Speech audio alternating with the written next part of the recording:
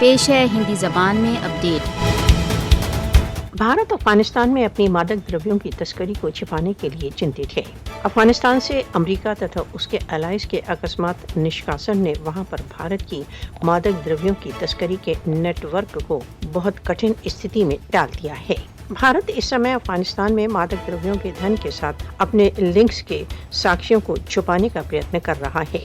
भारत के समाज पर इसके ध्वंसकारी प्रभावों की नितांत उपेक्षा करते हुए भारत ने अपने धन के प्रलोभन में मादक द्रव्यों की तस्करी आरंभ की। भारत में मादक द्रव्यों की बहुत अधिक सरल उपलब्धि से भारतीय समाज के बालक सबसे अधिक प्रभावित हैं। भारतीय गुप्तचर नेटवर्क ने किसी प्रकार से अफगानिस्तान में पॉपी के उत्पादन की सप्लाई चेन पर पूर्ण नियंत्रण कर लिया।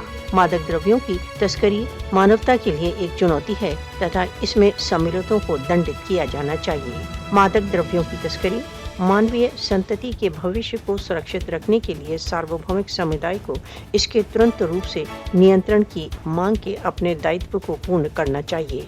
विश्व को मादक द्रव्यों की तस्करी के अवैध तथा बहुत खतरनाक व्यापार में भारत के सम्मिलन की उपेक्षा नहीं करना चाहिए।